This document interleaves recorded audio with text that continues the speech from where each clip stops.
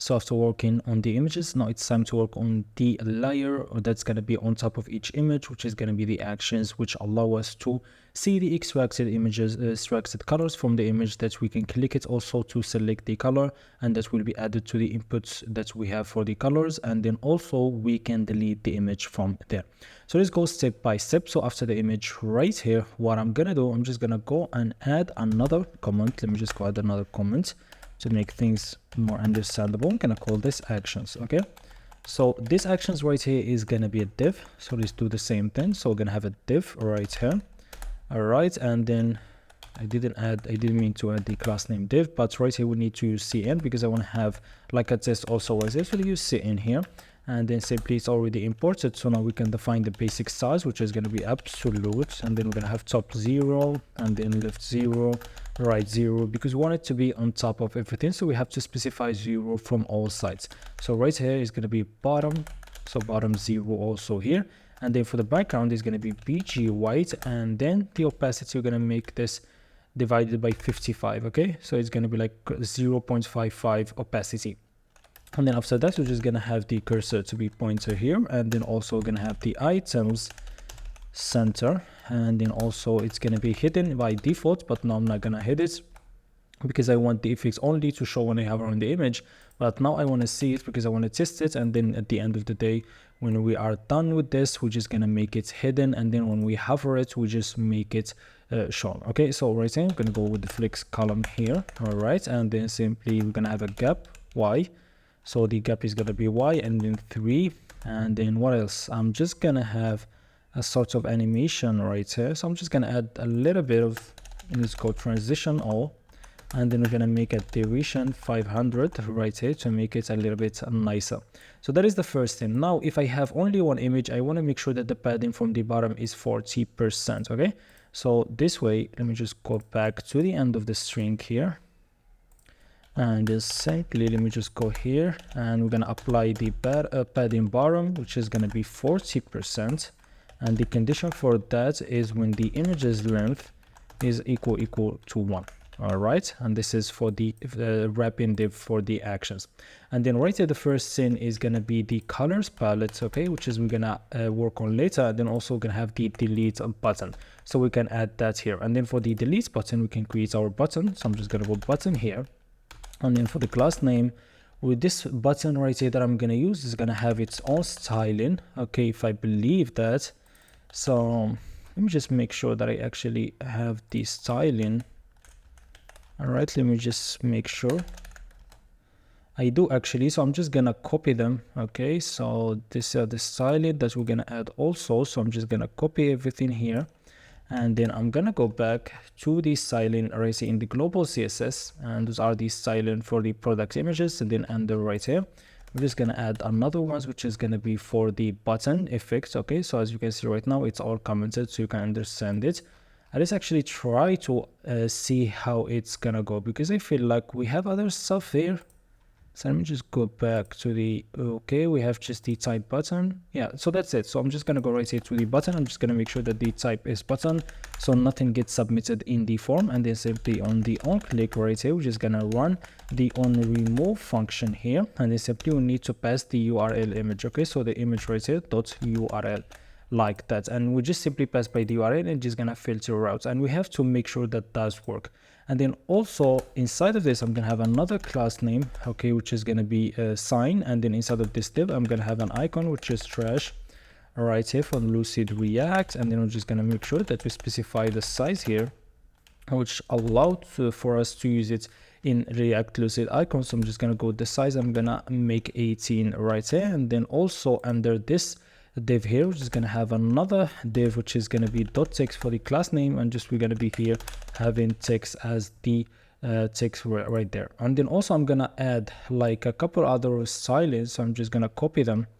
So right, I gotta make sure that I copy everything, so I'm just going to recopy and paste everything because I forgot something when I did in the beginning. So by going to the globals, I'm just simply going to remove everything here because I didn't add this styling for the button itself. All right, so let me just go on top here, So now I have the added the styling for the delete button. This is the dot button, and then right a sign, and then the SVG inside it, which is the icon that we have. This icon that is called trash is an SVG, so we can style it in the CSS by just providing the name of the element, which is SVG, and then this is for the text, and this is for the animation when we hover.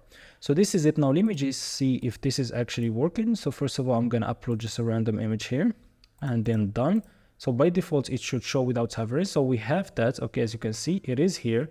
So we have that layer that I told you that has the 55% opacity.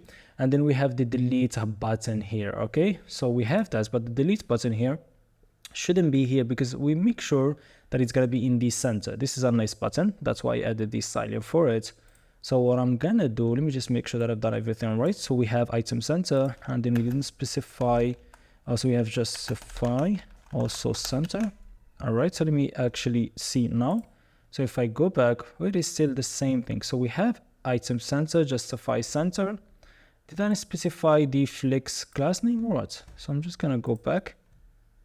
So let me make sure that I add the flex here. So and then go back here. And then as you can see, now I have it. So as you can see, this is the image, and I also have this nice delete button here that you can click and it will delete the image, as you can see. Now let me try to upload double images and try to remove one and keep one. So open here and then done. And oh, so it didn't actually delete it. It's still there. But I know what's the issue. That's another thing that we need to fix. But now let me try to actually delete something. So I delete from it, delete here, delete here. That's cool, but the issue that we have is probably gonna be in the product details, not in the image upload, but in the image preview grid right here on the remove, we have field.onChange, and then simply we filter. And then simply right here, we need to filter from the images that I have, all right, like this. And yeah, that should be it. Now let me actually try and see if this gonna work. So let me refresh here. But when I do that, let me just make sure. So on the remove right here, if field.onChange, it does change the value. Okay, so that's cool. So let me make sure again. So now we try to upload any image. Let me see if it's gonna add to the, okay, it didn't add, so that's cool. And we have this nice button here to delete. Now let me add another image and let's see if we're gonna have any issues or not. I'm gonna upload this one and then done. There is no issue. Now let me try to remove the one on the left. So I'll hover and I click delete and it's been deleted. That is quite nice. Now also click here to delete. Oh, it seems like it's keep recovering this one. I do understand the issue, but what is the best way to fix this? Because as you can see right here, the images, it doesn't know the current. Okay, so that's the issue right here. When we try to filter, what is the current element? Okay, so when it's not the URL, let me hover and see what's the issue. Function implicit has return type because it does not have a return type annotation and it's referred directly or indirectly. I know what's the issue. So what I'm gonna do, I'm just gonna go here and actually go const and then updated images, and then simply remove this field.onChange from here and just call the images. Oh, actually, let me try first of all, because we don't need to spread the values right here. Okay. So the fix for this, let me just go here. Let me open brackets and I'm gonna go const. Let me try this. I'm gonna go updated images, and I'm just simply now gonna go to the images that I have and just simply use the filter method here, and then every single image, and then when the image.url is different, we're gonna filter out and keep it. Okay, then the URL we have here. Okay, that's the key. And then what we can do, and then we simply can go field and then the .onChange and just simply pass the new updated images. All right, but when I do that, I have to make sure also I update the images that I have in the state. Okay, so we always keep them updated. So that's also, I can do that. I can go set images and I can put also the updated images here. And let me actually try this now and see if this is gonna work. Let me refresh and let me go upload and then browse. I choose this one and then done. That's cool. I upload again, browse, choose this one, then done. So we have them both. Now let me remove the one on the right, delete, it's done. Remove this one, done, and it's done. So that works.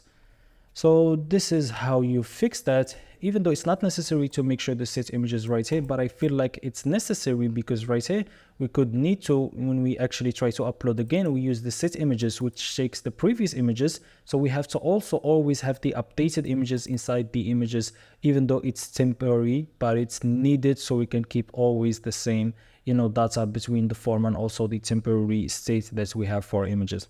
And that will finish our video. Okay, so this is for the delete. One thing I'm gonna do before, which is going to go back to images preview grid, and just simply we can go to the action, not this one, we can go to the first div right here, and I'm going to add a class name to it. We can make it to each image. So where's the images? This is the div that has every single image. We added the group class name right here, which means I can go back now to my div, which has the actions. I can go and make it like, for example, hidden, as I told you, but I can add, and let me remove the flex right here. What I can do is just simply when I hover on the group div, so this is the group div, when I hover on it, I can actually just make the class name now flex. So for example, I just can go by group here, and it allows me to access when it's hover. Okay, so when we hover on the group div, this simply, we're just gonna make sure we change the styling of this div to flex. So instead of hidden, now it's gonna be flex. Now let me actually see how this is gonna look. So let me upload an image, browse. Let me go again with this one and done. And let's see what's gonna go. So as you can see right now, we don't have that showing, but when I hover, as you can see, we will see it. So this is very nice. See how nice this is? Very beautiful. And this is how you do it. And we have done this nice right here layer with the action delete here. Okay. And then in the next video, we're gonna work on the color extracting div, not div components, which is going to be also easy to do just by following what I do precisely.